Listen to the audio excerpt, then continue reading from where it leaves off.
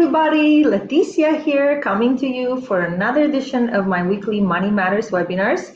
And as announced a bit earlier today, I have the pleasure of having as my guest today the lovely Sydney, also known as the Bitcoin Barbie. She's going to tell us all about why she chose that name and what that means to her. I had the pleasure of meeting Sydney through the crypto community in Playa del Carmen, and surprise, surprise, she's a fellow Canadian in search of more freedom.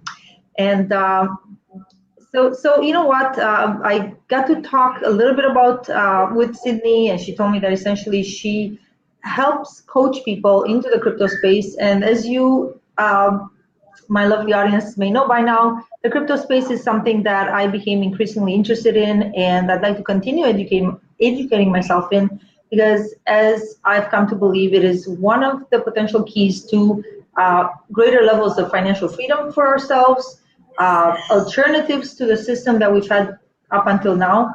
So without further ado, welcome Sydney to the show. Thanks for joining us. Thank you so much for having me on today. My pleasure. And just so you know, Sydney, I know there may be a few people tuning in live, but most people will be watching our show after the fact. It will remain live on my Facebook wall. If any of you are watching this on YouTube, I would appreciate your likes and subscribes. Okay, thank you all.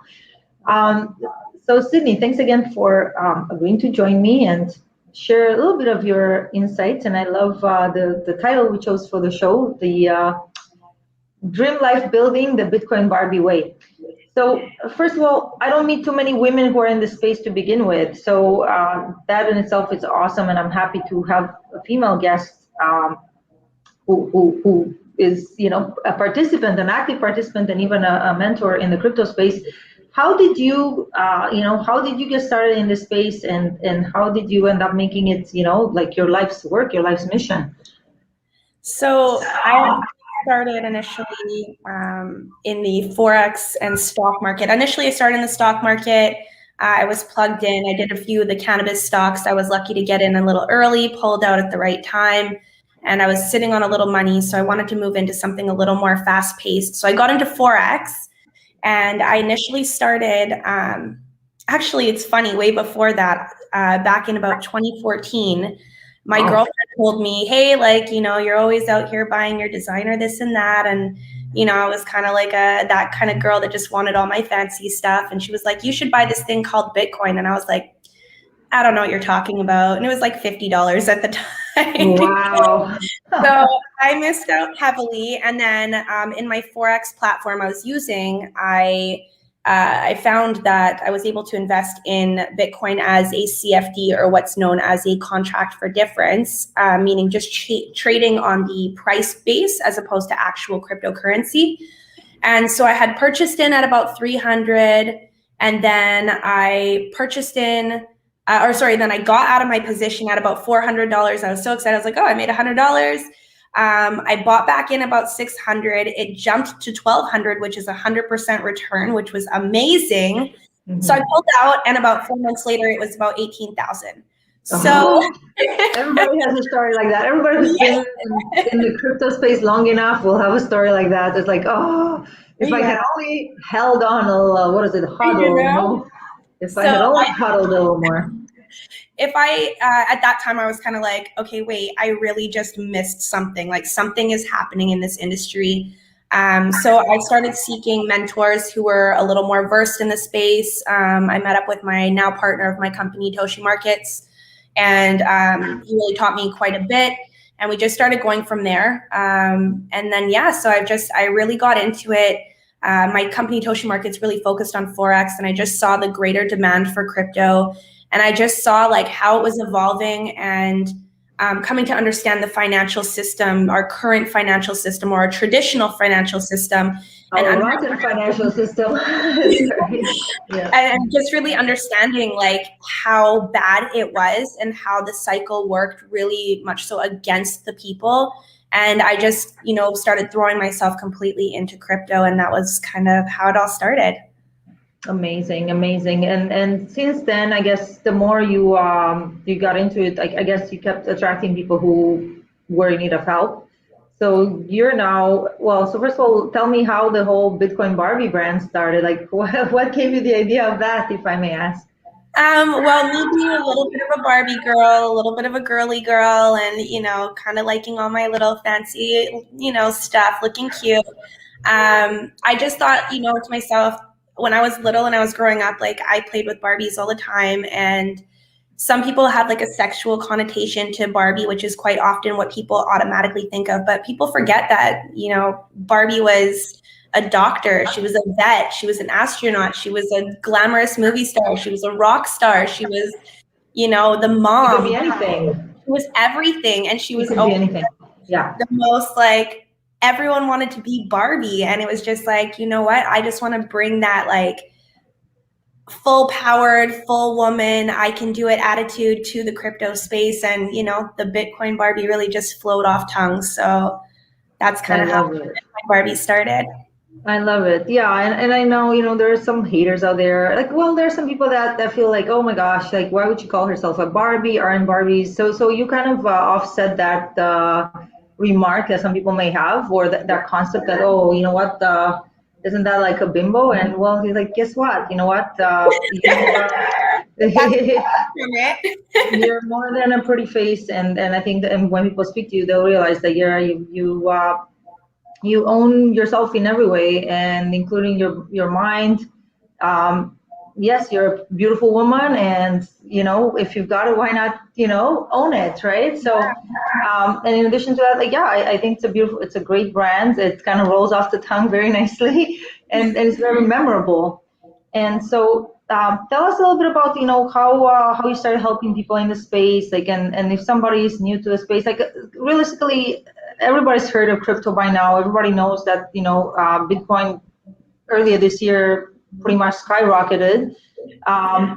There's been a leveling off since then, but I mean, anybody who's in the space has full confidence that there's going to continue being a climb happening.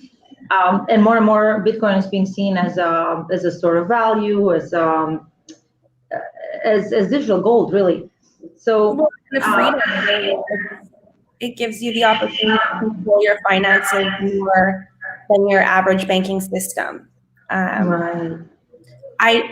I find that, I mean, for me to help people, essentially, I look at a few things. So I do consultation, and that's really, I mean, I do private consultations, I do group consultations. I really try and focus on the private because I think that these are financial matters that we're dealing with. And I'm not a financial advisor, but I've been in the space long enough to understand at least the basics and more. But for your average person getting in who, your average person doesn't really understand how finances work to begin with. They don't really understand the financial market. So explaining to them how economics work and how the current economic system actually works against them, despite, savings accounts having a 2 to 3% annual interest. That's a prime example. That's a prime example of how it works against us, right? Right. When inflation is at 5%, we're actually losing money. So yeah. that to me, and then just even having to pull your money out of banks and dealing with the banks and all of that and their control over your funds, to me is just really off-putting. Things like bank bail-ins were really off-putting to me. So bank bail-in, for those of you guys who don't know, is a legal form of robbery, really, if you ask me. The banks can actually now, at this time, since I believe it's about 2011 or 2013, legally in both the United States and Canada, and that's just what I know thus far, but I'm sure across Europe it's similar.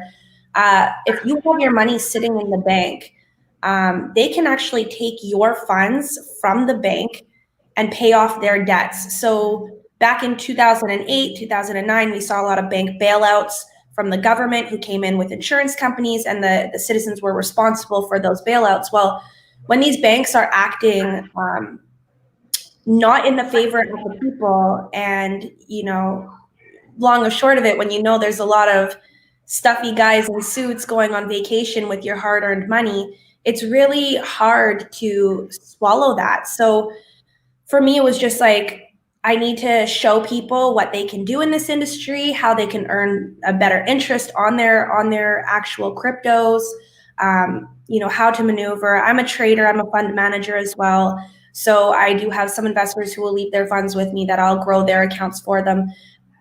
even down to just, for those people who don't want to get into trading necessarily, what coins are going to be long-term investments, which coins have proper utility. My favorite by far is Theta token. I'm constantly telling people about Theta token. That's my baby. Why is that? I mean, it's not the number one pick that I hear other people mentioning. It is one of the popular ones, but tell me if, why do you feel that way, if I may ask? Well, Theta token is a great example for those people who don't understand how crypto works. I mean, in the economic field, when we deal with fiat currency, that's based off a country's GDP, whereas a cryptocurrency is based off the functionality or the utility of that actual token or coin. So Theta token's almost like the easiest way to help somebody understand that utility process. And what Theta is actually a project that was created by the creators of YouTube, and they partnered up with a cryptography group who then essentially created a platform that you can stream just as we're doing here today. You can stream live on Theta. You can post videos on Theta. You can post whatever you want. It's uncensored.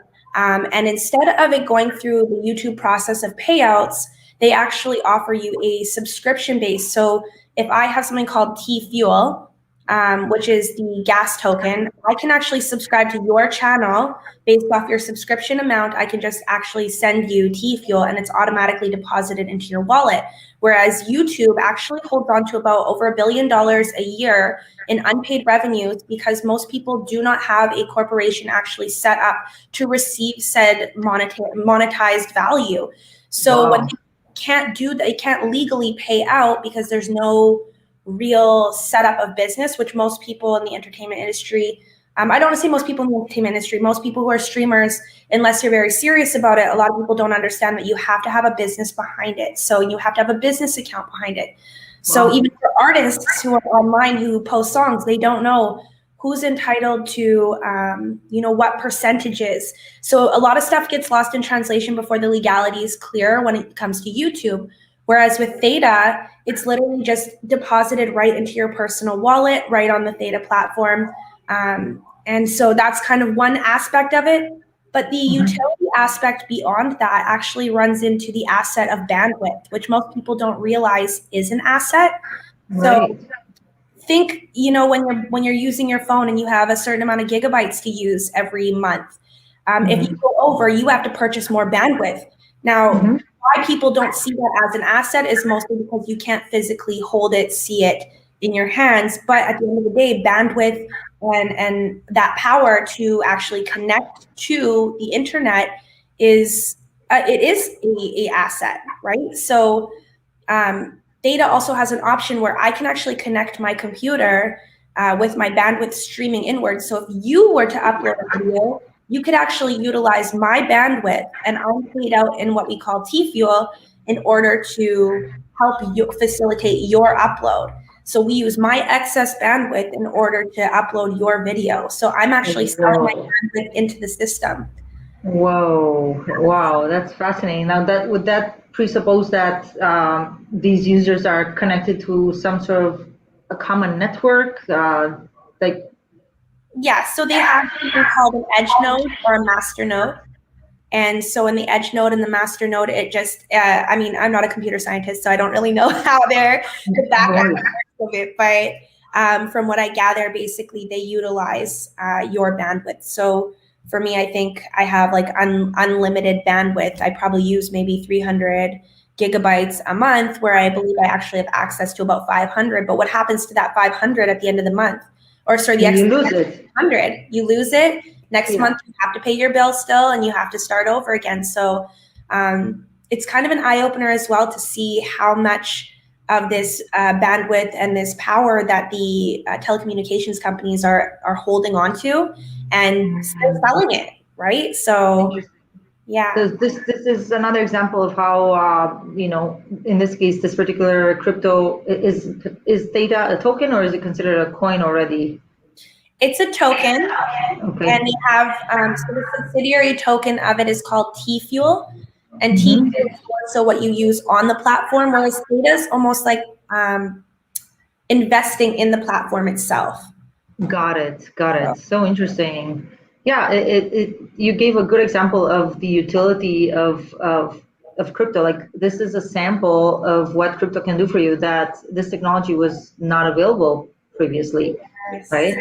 So interesting. Now, I mean, I'm not sure how many people would actually take advantage of that. I think there's like we are literally part of the mainstreamization of crypto, and then I think this is going to be I'm guessing at least a generation ahead of us. I mean, this we're literally at the leading edge, and I think a lot of people starting out are still kind of intimidated about what they can do in the space. I mean, most people have learned, oh well, you can have a wallet, you can start buying some crypto, but beyond that, there's a lot more out there to learn about. Now, you mentioned trading. Is that something you also can help your clients with? Maybe they don't have the time, they don't the know-how to start trading themselves, but they want to participate in this space. Is that something that you also may be able to assist with? Yes, absolutely. So between myself on a personal note, I do teach people how to analyze the charts, how to go in and look at key components. I teach them stuff like support and resistance, how to get into a trade, how to even use the platforms for trading. So there's a few different styles of trading that I do teach, and it really depends. I really come to my clients and ask them, what is your budget? What is your time frame like? What is your experience like? Have you ever traded before? Have you been a day trader before? Are you in this for the long term or the short term? Because for myself, I have several accounts that I work off of. One being my long-term account, which is more of an arbitrage trading, meaning I buy low, sell high, rinse and repeat. And on my futures platform, I can take a buy position and ride up the price, or I can take a sell position as the price is dropping and still profit. So there's multiple ways in this industry, in the trading aspect, that you can actually profit, which a lot of people are like, oh, crypto's down right now. Well, if you've been taking short positions this whole time, you're still gaining. You're smiling, you're laughing. No, I mean, that's fascinating. I keep wanting to call you Barbie, but your name is Sydney. So you know what advice would you have for people who are still, they've been wanting to get in the space, but they haven't gotten into the space yet? Um, you know, first of all, how could you help somebody who's in that position? What would you suggest for them? And then, in addition to that, what what advice do you have for beginners in this space, which there are still a lot of? Yeah, definitely. I find that my biggest thing is, first of all, you don't need thousands of dollars to do this. And actually, kind of going back to Theta Token, I put $100 into Theta Token last June, and it was at about 27 cents when I got in. And in, I believe, the end of February, beginning of March, Theta Token actually went up to about $16. So I took $100 to about $7,500 in the span of just roughly over 8 months. And that wasn't even me in and out, in and out. That was just me holding it. So the potential for growth is exponential. And I mean, Theta Token has taken a dip in this bear market, which for those of you guys who don't know what a bear market means, it means a market that's falling. A bull market is when prices are increasing. They fluctuate quite frequently, so we may be in a bear market currently, but we will eventually flow back into a bull market. But I mean, I find that these are the times right now for those of the people who are brand new. You're in a bull market and we have such momentum going, and this is the real time right now. The last maybe 5 years ago, it was still very speculative, but at this time, we have quite a bit of institutions who are buying in, trying to get their feet in and dig in control. And right now, institutions are actually the ones who are pushing the price down so that they can purchase more because they have more purchase power. So take advantage of these times where crypto's low, where everyone's panicking, and we say buy the dip, and there's no joke about that. Buy the dip, because we will not see, even in this, even in the lowest point that we've been this year. I mean, last year in March, crypto was like one Bitcoin was like just under $5,000, and we're still sitting in that 30 zone. I do expect over the next couple weeks, we may see another dip, and some people are speculating to about 12 to 15,000, which seems like an immense dip. But if you bought last year in March, you're still up 300%. So you really have to look at the overall numbers in terms of the percentages as opposed to the actual physical dollars, and understand that also we have to get out of the mindset of looking at the dollar value, because eventually we are going to start thinking of things in the value of Bitcoin and how much a Bitcoin costs. For those of you guys who don't know, also, you don't need to buy one full Bitcoin. You can buy portions of Bitcoins, and those are called Satoshis. So there's about 100 million Satoshis to one Bitcoin. So just so you guys know, if you only have, let's say $100, you right now would be able to buy about 30,000 about 300,000 Satoshis. So it's really, I mean, the way I look at it is in the next 10 years, if, Bitcoin goes to 1 million, which I strongly believe in, I'm not going to lie. Some people might say I'm crazy for this, but I don't hold fiat currency anymore. I only hold cryptocurrency. I don't keep money in my bank anymore until it's time to pay bills, until it's time to get into the fiat world. Then I will liquidate, which is a lot easier than most people think as well. I have I should have brought it with me, but or down here, but I actually have a crypto.com Visa, which allows me to just swipe anywhere, and I can liquidate my current assets immediately just in any store. If I pay for my lunch, if I pay for my groceries, I can just swipe my Visa and I'm good. Amazing. So the liquidity value is there. You can liquidate quite easily. You can come in and out at your own pleasure, but we're hodling over here as much as we can. Amazing. And the other final question is, I know you've shared a few times on the group that you are a liquidity provider. Some people may not even know what that means. Would you care to explain that for our audience? Like, what is when we're talking about crypto, what is a liquidity provider? So I work with the biggest liquidity providers in the world. They are basically, what that means is that I can supply almost any amount of cryptocurrency because I happen to work with the biggest liquidity provider in the world. I mean, we can push over 2,500 coins a day, and that's, we're talking about $1 to $100 billion. Wow. I haven't done one of those deals yet. And I say yet because I look forward to closing one. But it really gives the best price in order to purchase. It's a secure location because we are registered, licensed, and regulated in the States. We use crypto-friendly banks, so there should be no issue in terms of wiring in. And yeah, we just have a consistent flow. So a lot of people will go to like maybe a P2P or a peer-to-peer network and look for a substantial amount of crypto. Well, they may be able to find it one time from some person, but that person may not consistently have that flow. And there's so much, and it's unfortunate to say because I don't like to push this ideology, but the truth is there are a lot of scammers in this industry. And so that's a huge problem for us that we need to make sure that people are secure in their transactions, right? And so that's kind of what I do in a nutshell. I minimum 25K to really, like I said, we can run anything upwards of 100 million. Yeah, that's amazing. I probably have somebody to introduce you to, so we'll talk offline. For sure. That's really great to know, Sydney. So listen, I've committed to making our webinars a little shorter because I don't think people want to sit in front of their computer for an hour and watch us, even though you're gorgeous and so am I. I'm not just kidding. Oh my God, I'm just like so shameless. Anyway, thank you, thank you, Sydney, for joining us today. Tell people what is the best way to reach you. It may sound silly, but Instagram.